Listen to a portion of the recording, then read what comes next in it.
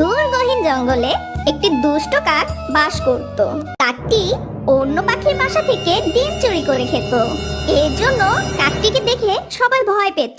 ওই জঙ্গলে একটি গাছের উপর টুনাটুনি বাস করত। টুনি সেদিন দুটো ডিম পেড়েছে, তাই টুনাটুনি খুব খুশি ছিল। শুনেছ টুনা, আজ আমার খুব আনন্দ হচ্ছে। আমার খুবই ভালো লাগছে টুনি। প্রথমবার বাবা মা হওয়ার অনুভূতিটা সত্যি খুব অসাধারণ। আর কিছুদিনের মধ্যেই আমাদের ছানাগুলো ডিম থেকে বের হয়ে পৃথিবীর আলো দেখবে। এই সময়ের অপেক্ষায় আমি করছিলাম এতদিন। তুমি আর দেরি করো না, তুমি ডিমগুলোর উপর তা দিতে শুরু করো। কিন্তু আমার তো খুব ক্ষুধা লেগেছে। একবার ডিমে তা দিতে বসলে আর তো উঠতে পারবো না। আমার প্রচন্ড ক্ষুধা লেগেছে। এখন যে আমি কি করি? ও, তোমার ক্ষুধা লেগেছে? তুমি বেশি একটা চিন্তা করো না, আমি তোমার জন্য জঙ্গল থেকে এখনই সুস্বাদু খাবার নিয়ে আসছি। তুমি ততক্ষণ তোমার নিজের এবং আমাদের ডিমগুলোর খেয়াল রেখো। আমি এই ফুরুত করে যাব আর টুপুস করে চলে আসবো, কারণ জঙ্গলে অনেক দুষ্ট পাখি আছে তো, ওরা আবার আমাদের ডিমগুলো ক্ষতি করার চেষ্টা করতে পারে। তুমি একটু চিন্তা করো না, আমার যদি জীবন দিতে হয় তাও দিব, তাও আমার ডিমের কোনো ক্ষতি হতে দিব না। তুমি এখন যাও, তাড়াতাড়ি আমার জন্য খাবার নিয়ে এসো। আমার প্রচন্ড ক্ষুধা লেগেছে, ক্ষুধায় আমি মারাই যাব। টুনা চলে গেল টুনির জন্য খাবার আনতে। এদিকে সেই দুষ্ট কাকটি টুনি বাসার উপর দিয়ে উড়ে যাচ্ছিল। আর সে তখনই দেখতে পেল টুনি তার দুটো ডিমকে পাহারা দিচ্ছে। আর সেই মুহূর্তেই কাক টুনির বাসায় চলে গেল। কি টুনি ছোট্ট পাখি, তোমার বাসায় দেখি দুটো ডিম আছে। এই ডিমগুলো তো আমি মজা করে খাবো, তুমি আমাকে দিয়ে দাও। আমার অনেক ক্ষুধা লেগেছে, আমি তোমার ডিমগুলো খুব মজা করে খাবো। ভালোই ভালোই এই ডিম দুটো আমায় দিয়ে দাও, তাহলে আমি তোমার কোনো ক্ষতি করব না। তাড়াতাড়ি ডিম দুটো দিয়ে দাও, আমি নিয়ে চলে যাচ্ছি। খবরদার কাক, তুমি ভুলেও আমার ডিম দুটো দিকে নজর দিবে না। আমার ডিম দুটোর যদি কোনো ক্ষতি হয় তাহলে আমি তোমাকে ছাড়বো না। কেন? আমি যদি এখান থেকে না যাই তাহলে তুমি কি করবে? আমি এত বড় একটা কাক, তুমি হচ্ছ ছোট্ট একটা টুনি পাখি, তুমি আমার কি ক্ষতি করতে পারবে? তুমি যদি আমার ডিমগুলোতে নজর দাও তাহলে আমি ঠোকর দিয়ে তোমার চোখ দুটো উঠিয়ে ফেলবো। তোমার জন্য ভালো এটাই হবে, তুমি এখনই আমার বাসা থেকে চলে যাও। আমি কিছুতেই আমার ডিম দুটো নিতে দিবই না। কি? তোমার এত বড় সাহস? তুমি আমার চোখে ঠোকর দিবে? তবে দাঁড়াও, তোমাকে দেখাচ্ছি মজা। সোজা আঙ্গুলে কাজ হবে না, আঙ্গুলটা আমার বাঁকা করতেই হবে। এই কথা বলতে না বলতেই কাক আর টুনির মধ্যে ঝগড়া লেগে গেল। কাক টুনিকে অনেক বাজেভাবে আহত করলো। টুনির শরীর দিয়ে বেশ রক্ত ঝরছিল। টুনি ভালোভাবে দাঁড়াতেও পারছিল না। কি রে টুনি, কেমন লাগছে? তুই তো বলেছিলি আমার চোখ উঠিয়ে ফেলবি, এখন আমার হাতে মার খেয়ে তোর কেমন লাগছে? ঠিক মতন তো তুই দাঁড়াতেও পারছিস না, এখন কিভাবে তোর ডিম রক্ষা করবি? ডিম তো আমি নিয়েই যাব। কাক, তোমার কাছে খুব অনুরোধ করছি, আমার ডিমগুলো তুমি নিও না।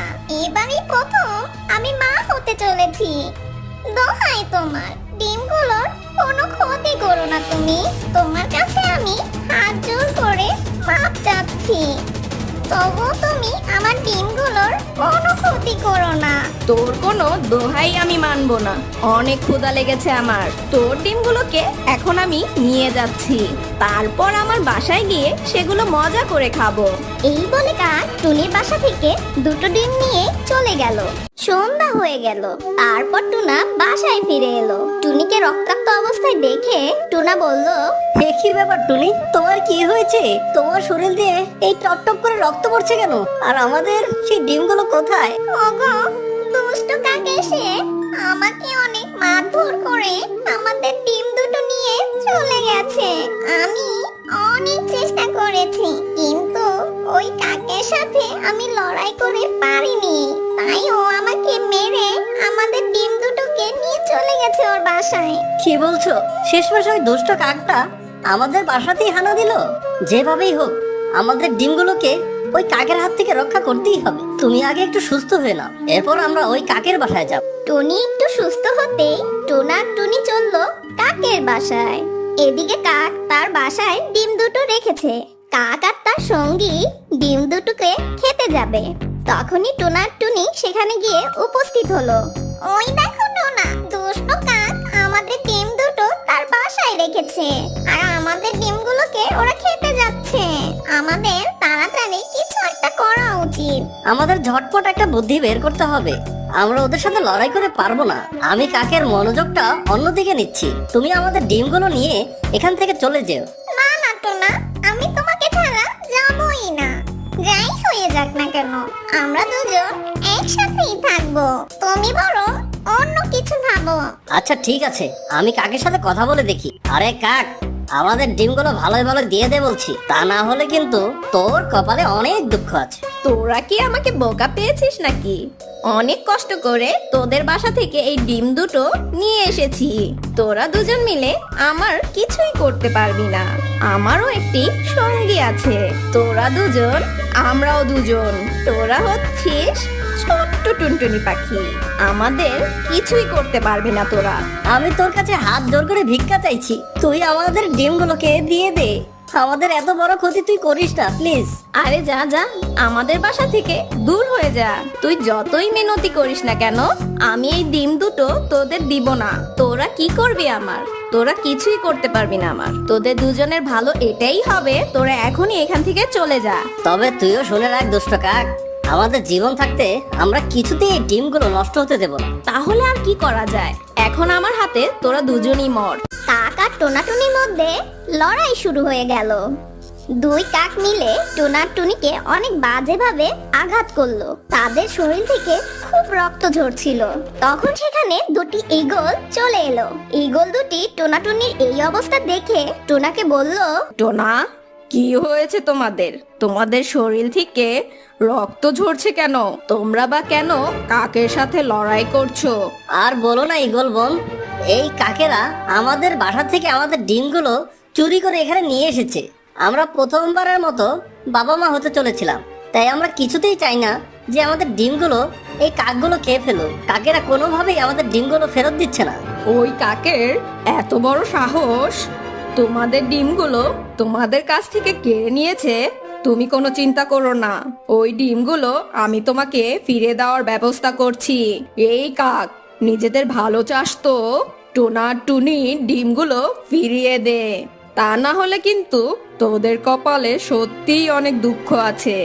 দেখো ঈগল, তোমার আর আমাদের মধ্যে কোনো শত্রুতামি নেই, তাই ভালো এটাই হবে তুমি এখান থেকে চলে যাও আর টোনাটুনিকে আমার হাতে মরতে দাও। আমি আবারও বলছি, তুমি তোমার নিজের ভালো চাও তো টুনাটুনির ডিম ফিরিয়ে দাও, না হলে কিন্তু তুই আমার হাতে অনেক মার খাবি। কি? তোর এত বড় সাহস? তুই কিনা আমাদেরকে মারতে চাস?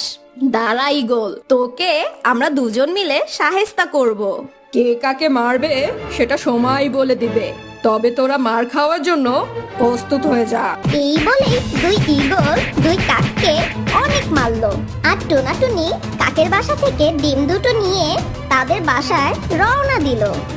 আর কিছুক্ষণ পর তাদের বাসায় চলে গেল। এরপর থেকে টোনা আর টুনির উপর কোনো বিপদ আসেনি। আর টোনা টুনি তাদের ডিম দুটো নিয়ে সুখে শান্তিতে দিন যাপন করতে থাকে।